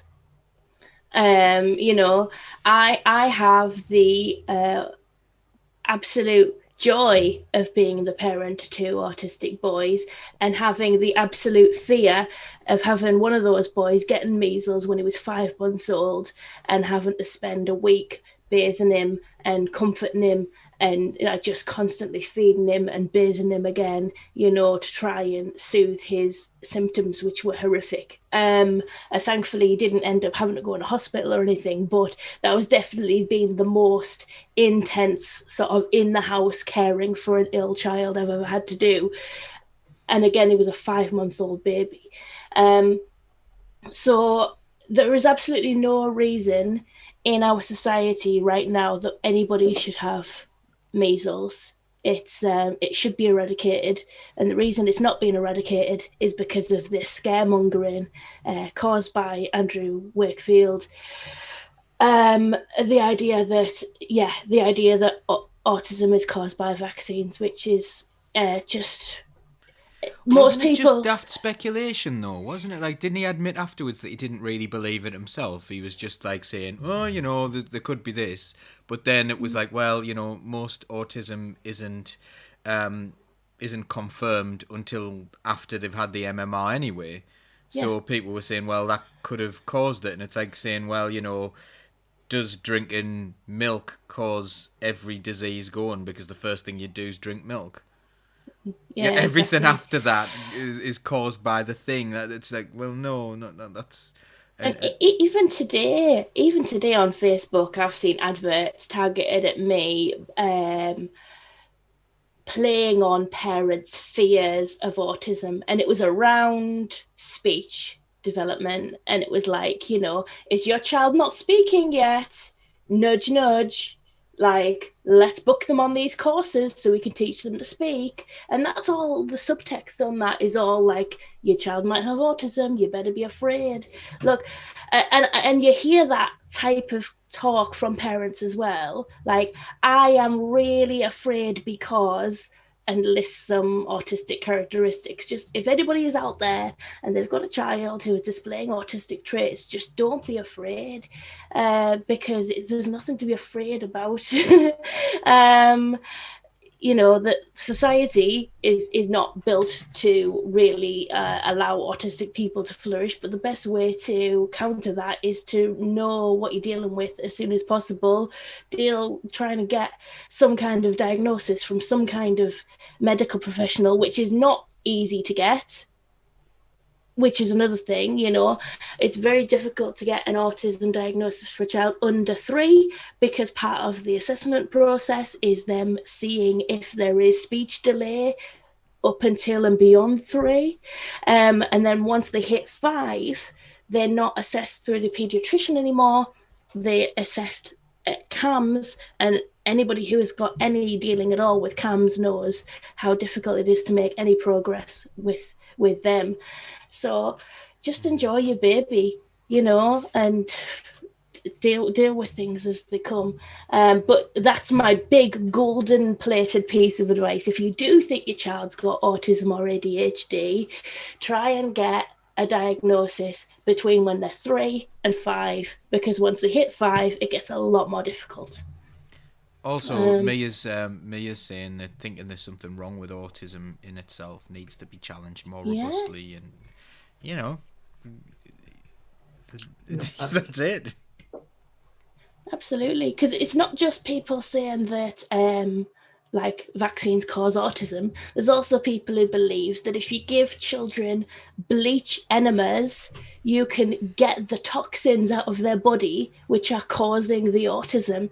You've got people who sell tablets for you to give your child to balance out the nutritional problem which is causing the autism. The idea that autism is something wrong is deeply harmful, and it creates a market which people are exploiting, and it's based on pure human suffering and fear. So absolutely, I agree. But I think parents are worried because they hear people like me saying, "Oh, this is hard, that is hard, that is hard," but none of the hardship eclipses how wonderful my children are. You know, What's your experience of CAMS? Thankfully I haven't had a direct experience of CAMS because I did get my kids diagnosed before they started school. And the interesting thing is, because autism is not a mental health condition, CAMS won't give me any help at all. So that's a bit frustrating. If at any point my kids stop sleeping, which is a possibility, I can engage with CAMS and they might be able to give me some medication for that. But that's basically what my experience of CAMS is. Let's not go on. Yeah, Mark says it's the same for type 1 diabetes, all the snake oil cures out there. You know, there's loads of people who will exploit people's fear, isn't there? Do you have any experience with that with CAMS? You were going to say something before as well, weren't you, with autism? Were you going to say something on that, or? Me? Yeah. No, I don't have any experience of it. I'm not autistic, and no member of my family is. But you know, when you see people who are buying into this and the fear, it's either they are ableist, and they're scared, you know, irrationally, or they are scared that their child will face a more difficult life. And that isn't because they aren't, you know, 100% a perfect human being. That is because of the inequalities of provision for those people. And you know, trying to cure, you know, something that doesn't need curing isn't going to fix it. What's going to fix it is getting the provision and the help sorted, you know. So it's just I can understand people being scared of their kids having a harder time, but they're going about fixing it from the wrong end. You know, they need to be fixing the system. Can I quickly come in on Jake's thing? And I think Chris Hood really wants that one answered. I think we answered it last week, to be honest, but I don't know. So Jake saying he's been referred. In my experience of children and young people being referred to CAMS, it's been incredibly helpful for them, because you know, I've known people in schools who've needed that support, and it has been supportive. And one of the things I'm really sad about is we see less and less of that in the education system. The problem is there's more and more people who need to be referred, and fewer opportunities to be referred. Now, again, I think this is down to capitalism, because there's a great sadness that seems to come with capitalism. There's a great deal of people feeling inadequate or whatever, and I'm not saying that's why you've been referred, by the way, but there's this link of mental health and being challenged in capitalism and the way people are made to feel, and then they take away that support as well. So that's what I've noticed over the past 10 years. CAMHS has sadly not been as well funded as it should be, and it is a good service, and there's so many good people in there. I've known like full-time school counsellors or part-time school counsellors that have been part of CAMHS, who've done incredible things with our children and young people in schools, and it's sad to see that that's a rarer and rarer thing. So don't be fearful. I'm sure people will be absolutely lovely, and if you get that appointment and you need to get that appointment, then that's a good thing, and get the help that you need. That's what I would say.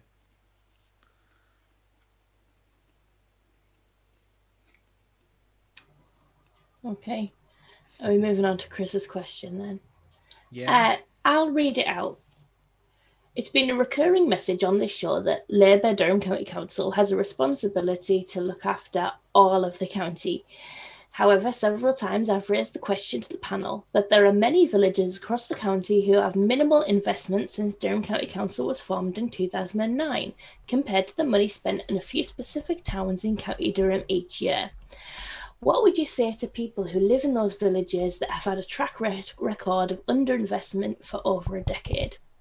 So, I would say that I understand where Chris is coming from, because the people of Shildon feel that way. That Shildon has had underinvestment since forever, since the 80s. Right, Stuart, is that the way you feel about Chiltern? Yeah, but I also feel that about everywhere. Like you look at Bishop Auckland and you see a load of money going into the tourism, and that's a sectoral thing, isn't it? But there's still parts of Bishop Auckland that are underinvested in, that are not seeing the investment they need in a sectoral, aspect. And you're not going to be pumping a load of money on tourism into Chiltern, are you? I mean, you'd say more in Shildon than you would in Chiltern, based on the kind of things that we're offering. And when you see the numbers that they're broken down into, tourism and, all those different sectors, and it's kind of difficult to get a picture. But I think we are underinvested in, across the county, not by DCC though, but because the county is underfunded and underinvested by central government, and these things, carry over. Yeah. So you've got two examples there of new whippersnappers getting involved in the local elections who are standing for their towns. Because we know that when it comes to the end of it, you've got to have local champions, right? You've got to have local. If you're a councillor and you don't shout up for your own area, you're going to get absolutely nothing. You're gonna get steamrolled. But at the same time, what John has said before about the fact that you've got to look at the overall need of the overall county, and as socialists, we have to look at how we distribute the wealth to create the best amount of equality and the most amount of to reduce as much inequality as possible. So It's difficult to say. I don't think it's fair to say it's the Labour Party's fault that structural inequalities have existed in the Northeast since forever, since the Thatcher years. All right, the Durham County Council are trying to do what they can to mitigate the long-standing structural inequalities that have happened since the Thatcher years, and also, it always seems like people in the next town are getting more, doesn't it? Like, I'm in lots of different community groups, and I am in Ferry Hill and Darlington and Thornaby, and they all talking about how them over the road have got lovely stuff and we've got nought, and isn't the council horrible? So I'm not saying that there are inequalities in the way that spending is done, but I also see those inequalities that irrelevant of what the political makeup of the council is, irrelevant of where the council is. You do have to funnel money according to need, and some of the need is so desperate.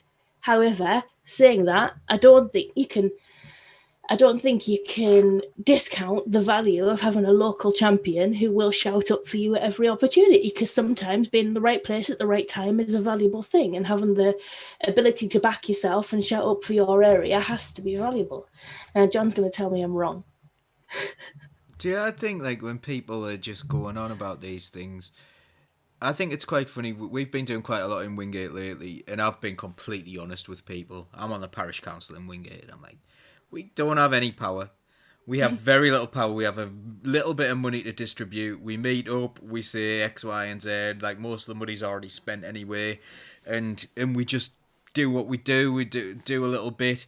And I think one of the things that we have power to do is if people say, oh, if that's supported by the parish council, then maybe it gives people a little bit of a leg up. And I think that's the power that you have. It's very limited. Obviously, you've got a lot more power at county council. However, when you're totally stripped of your funding, then what do you do? And it's a choice, it's a bad choice to have to make. And I think that I think one of the things that we haven't done very well, when I'm saying we, it wasn't me, but I think as a Labour Party, if we want to take collective responsibility, we just haven't told people properly. And I'm a massive advocate of participatory budgeting, where you tell the community and say, right, this is how much money we've got to spend, how do you want to spend it? And if they see, like, if they're just seeing it year on year, every single year, we've got less and less, we need to do less and less we need to do more and more with less and less, because there are greater problems created because of the poverty and because of all the problems that we've got. You've got to do more and more, but you're getting less and less every year. Now, there are problems, and there are people who I would say, let's get rid of highly paid people within County Hall, and I would do that, and that is something that, hand on heart, I just find massive salaries abhorrent. I really do. But I suppose that I have certain tendencies against that. I would go for a 2-for-1 ratio, but like no one else would do that. I think very few people would agree with that. But at the same time, if people keep on getting things cut, we need to tell people. I'm just trying to say, Paul, try the general power of competence. You can do whatever you want legally. That's what we've done in our villages. Yeah, you can do whatever you want. You just don't have the money to do it. What do you mean, do whatever you want? If you don't have funding to do it, then what can you do? Like, you can do community groups and things like that, which is what we're trying to do now. But that's going to have to take an alternative funding source. And when the funding source keeps on being cut from somewhere, then what's happening is that they're trying to put more and more pressure on people in those communities that have less, rather than redistributing the wealth from elsewhere, such as the City of London, which isn't even part of the UK, even as the City of London, but it's a massively wealthy place. It doesn't actually count as part of Great Britain. It's not quite, it's got its own laws and everything. So, there's an absolute mess going on here, and I think we need to stop I think we need to be truthful and stop blaming people locally, whatever party they're in, and start thinking actually this is a national issue that is tried to be passed down to individual people. Again, it's Thatcherism, isn't it? It's that idea that it's actually individuals who are at fault for this, or it's smaller and smaller bodies, when in fact it's collectivism that we need. I mean, I'm going to speak now. So I was going to try not to, but I can't resist it. First of all, you've got to understand that the power of the county council to dispose of its money as it might want to do is extremely limited, because most of the spending, by far the majority of our spending, is statutory things which we have to do by law because the government tells us to do that. So I've said this before, 2/3 of our revenue budget goes on social care. Adults and children, social care, straight away. And that is directed, it isn't directed against Wingate, and it isn't directed to Newton Aycliffe, it's directed where it's needed to. And it's spread across the board. And sort of so much, highways, that money is just put where the roads are beginning to fall to pieces. We repair them as fast as we can. We have a backlog of nearly £200 million worth of repairs to do, and sort of that's entirely due to a lack of funding from the government. We keep pumping in an extra 9 million, 10 million pounds out of people's council taxes, but ultimately it gets worse and worse and worse. We fall further and further behind, and so what we do is we just go rushing around, just trying to stop the thing collapsing and keeping the road surface as well as we can. When it comes to discretionary spending, therefore, the discretionary pots which we have are exceptionally limited. And what you have to understand is that sort of they are, and sort of, but even those, they are distributed according to need. Which area of the county do you think gets the most spent on putting money into bus services, which can't attract a commercial franchised operator because they're not profitable? Which areas of the county do you think get most money for that? It's all up the dale, all these communities up the dale who are absolutely convinced that we're doing them a dirty, sort of all the funding on discretionary bus services goes up to sort of providing services up the dale, because otherwise they would have no services. When it comes to places like Bishop Auckland, all that money is private money. It's all that multi-billionaire who bought the Auckland Castle and is now doing Kinran, sort of, and it's they've tapped in, and through his initiative, I might point out, they've tapped into this government fund, which is the Towns and Cities Fund. And because they've got a Tory MP, this time they've got towns and cities money, and they've got loads of money to spend on Bishop Auckland. Not a penny of that is the Durham County Council money, because Durham County Council have been systematically stripped to the point where we're now short every year of £250 million of revenue that we would have had if they'd kept the 2010 levels. And don't you try telling me that £250 million missing every year doesn't matter, and we ought to have been able to distribute money willy-nilly all over the things. The other things is that so much of the discretionary money that we actually have is spent absolutely clear. So each AAP area, there's 14 of them in the county, they all have exactly the same amount of money, and all that money is bid for under a call-out system. I agree with Paul. I would prefer that to be a participatory budgeting system, but nevertheless, it's sort of given equally across the county, and each county councillor has £18,000 of neighbourhood budget which he spends, and make no doubt about that. No other council in the country has a system of AAPs like we do, and very, very few county councils. Go and talk to Darlington and ask them how much their councillors have to spend on their local community. And so it's time as socialists, what you stopped doing is you stop bashing the county council for things that it's none of their business at all. They can't do anything a damn about it. They're doing the best they can. And it's time you looked at the cause of this, which is a neoliberal conservative government, which has systematically stripped the county council of funds over a decade. And I noticed that Chris Hood is entirely referring to the last decade of the unitary sort of council. But what he needs to understand is that that decade has been the decade of austerity and has been a systematic destruction of council powers and council funding. And what you need to do is, instead of kicking the county council, and the county council, which quite frankly has enough to boast about, that it started 2 months ago and it's still not able to get through the 120 things of which are genuine achievements on its local, on its county council, on its Facebook site.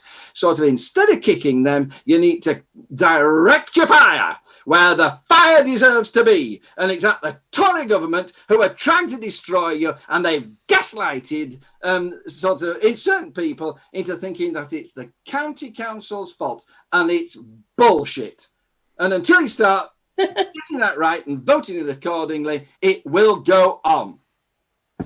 There's a nice little comment at the end by Jake. Can we get this rant to go viral? I love John's passion. Now, if anyone does want to clip anything from our show, come to Socialist Think Tank and ask us, because we have had problems with people doing really rubbish little like clips on the phone and trying to share them, and we are talking to legal advisors over this, because, you know, hardly anyone's paying attention to them. However, it just isn't nice. If you want something from our show, refer to the original source. That's the way to do it, you know. This is our show, so you know, refer to the original source. And if you want it clipped, we're not embarrassed by anything that we put out. We agree. We don't think it's a got you moment, so we'll put it out in its entirety, or we'll put it out as a clip, and take a lot of pride in doing that. So rather than a tin pot political party coming in and trying to nick a little clip, just ask us and we'll give you the whole lot. But also refer to the source. You know, this is Socialist Think Tank, and we like more views. Come and watch us. Yeah, I just gotta say, the comments are absolutely loving you, John. They're really loving that passion that came through there. A bit of tub thumping.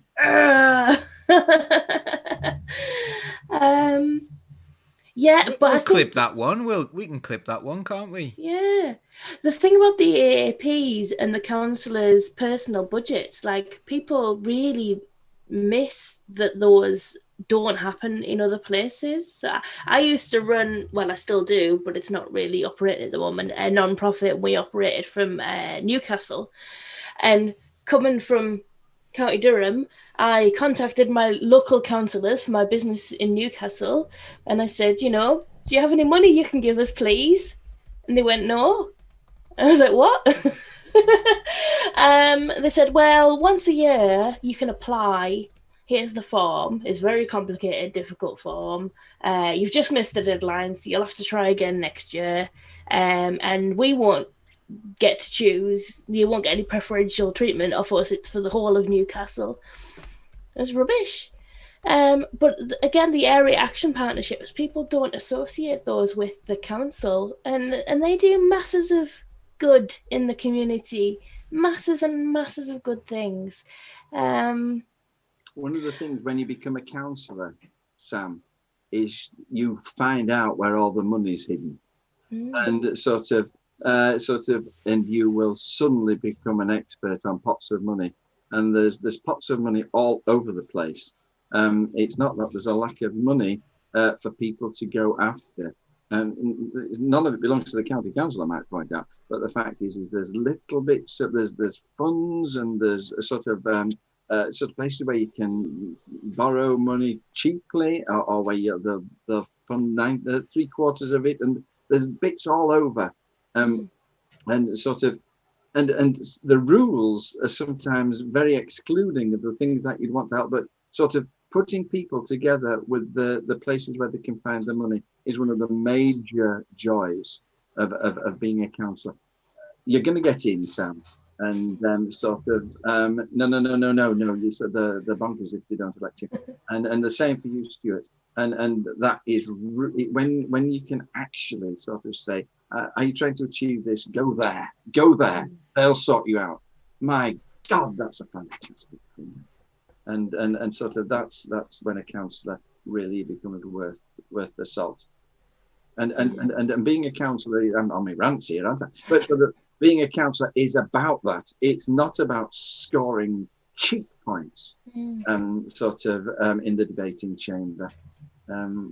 It's about using your influence and knowledge, which you will very rapidly acquire, to actually help your local community and help it go. And then, of course, putting that to help the whole county as well, which I've said before, because responsibility for the whole county. Yeah, I mean that's my as a social entrepreneur. That's my experience. Is that a lot of good can be created by just joining the dots between, like, getting people together who both have an interest in something, or encouraging somebody to apply for some funding because they actually don't think that they're confident enough to do it, but you can be there behind them saying, I can look through the forms for you, you can do this, that kind of encouragement goes a really long way. And I think that's how you really transform communities, is by Chris is here, by being that catalyst between people, and having that broad overview of the community. And I know that group over there are doing good things with physical activity. I know this group over there are doing really good things with the food bank. I know that there's some funding to be had for physical activities. I think engage those people together, it will benefit the food bank, that kind of thing. Is really valuable, and that's obviously what I'm hoping to do. Oh dear, I signed off my leaflets as well, Stuart. There was a big old thing about them because we thought that the Labour Party could print them, but apparently they couldn't because we hadn't submitted them. Nightmare, but it's all sorted now. Oh dear. It was, of course, the bank holiday weekend, so everybody was trying to have some time away. And we were like, you need to sort these leaflets out. Bad times. Anyway, it's 11 o'clock. Yeah. We got a nice little comment in there, which I can only... Google Translate's coming across that it's Italian. Me too. Exactly the same. I've just done the same. In the same way shit, is it? Oh. Yeah, we are. And you know you are your shit. You know you are. It means, have you taken a dump? Have you had a poo? And sort of, I wonder why he's saying that. I can think of a reason. There's probably some sort of thing where, when we would say something in or anyone would say something in a language where it means something really specific. Because it may, yes, you've got to be careful because it may be absolutely much worse than that. It could be worse than that, or it could be nothing. It could be absolutely nothing. Who knows? Let's get some more Italian accent. We have had some Italian people before on, which is always good. We always like people from different countries coming on. 51 countries we get listen to our podcasts, so we might run a competition on it actually for some merchandise quite soon. I'm just going to reply to Chris Hood here on reserves. Sort of, you spend your reserves once and they're gone. Okay, so before you start spending reserves, you need to be very careful where you're going to spend them. And what you do not do with reserves is you don't spend them on revenue funding. You spend them on capital things, and you spend them on spent to save projects. And you're very, very careful. And the other thing we use reserves for is we use them to smooth cuts. And that means that sort of, instead of there being a cliff edge, when we're forced to make a cut by the government, instead of being a cliff edge, we use reserves just to sort of mean that it goes like that and people don't fall off the cliff edge. Sort of, the opposition have been on us for a decade, to use your reserves. Well, one council did do that, and it used its reserves. It was called Northampton. Look them up. Didn't it? James brings up a really big thing in the chat now. I was going to bring this up as myself. I used to work at Shotton Hall Banquet and Suites, and people will probably remember me from being like just such an incredible dancer when I worked there. But sorry, it was a fun time in my life. But anyway, they have been they put out a leaflet today saying that they've cut the precept for Peterlee Town Council year upon year upon year upon year.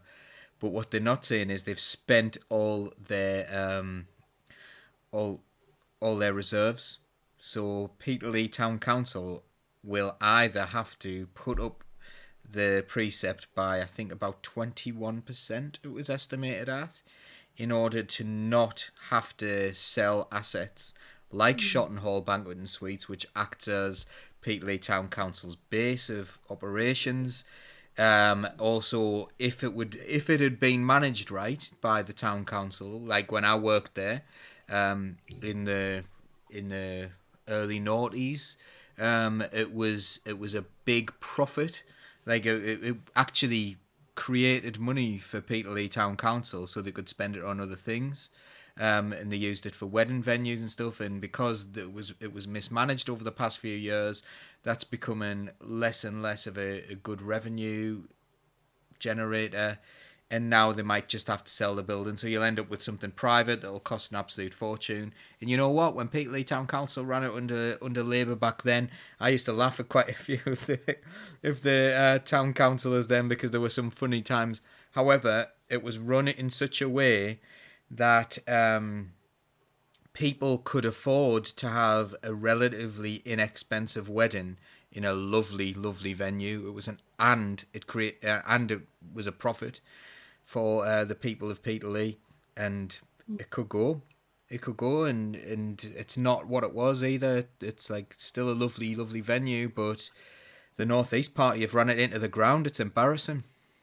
The answer to Bonnie Hardman is yes. Yeah. Durham County Council did push in reserves to back up high and send provision funding, because the response from the central government was shameful. Another thing to remember, and we will wind up after this, the other thing to remember is the Durham County Council is massive and it has a lot of staff. So that's a lot of risk. So you can easily imagine a situation like there's been an accident from the council's point of view, but accidents happen. But the accident means that every single crossing patrol lollipop lady in the county is going to sue the council for £3 million. That's the type of thing you hear about happening, or every teaching assistant or every bin man, and that's an awful lot of people when you start looking at it. If all of those get to sue the council for some kind of mismanagement, then you need that money in the reserves. Or what if the government changes the rules overnight, so that, and they're not going to do this, but we can hope, right? What if the government changes minimum wage to £15 an hour? Where's the council going to get that money from? When the COVID grants came out, obviously Durham was sharp to be helping people because it had the reserves, I think, wasn't it, to be able to fund stuff before they got the money back off the government. Absolutely correct. Yes. So by the way, nobody's saying that we didn't get the COVID money from the government, but you're absolutely right. We were able to run ahead of the game. And actually, we were congratulated in the Houses of Commons by a Tory minister for the prompt way. We said there were three councils which had shown the way and how to do it. And Durham County Council, Labour County Council, was one of them. Spot on, Stuart. I've forgotten that. Thank you. Anyway, we do have to wind up now, because I'm about to turn into a pumpkin. Isn't it nice as well that Chris Hood put that challenging question to us in real time, and and we were able to answer it, and he's really grateful for it. Doesn't that just tell you people just want to be listened to, and they just want to have things explained to them, and they will accept an explanation? You know, this is the key thing. We need to communicate really well, and then all of us get together and be like, whatever it is. And I know, like John, you just said the government created the money. They did that because they can. Durham County Council can't create money. The national government can. Like 92% of the debt, allegedly, that we owe is owed to the Bank of England, which is owned by the UK government, sort of, pretty much. And I'll say this as well. I agree with Chris Hood and with you on this as well. I think the county council has been useless at actually communicating to people what the hell has been going on for the past decade. And what the county council have done is we've beavered away trying to make sure that these cuts didn't hurt the people. We've sacked our own staff, and we've reorganised things, and we've and actually, sort of, you talk to most people, they haven't noticed any diminution in their frontline services. Sort of, they've noticed tinkering at the edges and maybe changes of timings and things like that. But we've kept things going, and all the time, sort of, people have been blaming us for it, and we haven't got that message across. And this was the two things you wanted: participatory budgeting, and secondly, better communication, transparency, telling people a lot better, more honestly, what's been going on. And I think we've been useless at that. And if we lose this coming elections, it will be because of that, between you and me, because because people genuinely think that it's all the county council's fault. Mm-hmm. Yeah. Drop mic moment. Right then, are we going to say goodbye? Bye, everybody. Samantha, keep on waving for ages, please. Just keep waving. Just keep waving. Bye, everyone. Thank you so much. Keep the red flag flying, yeah.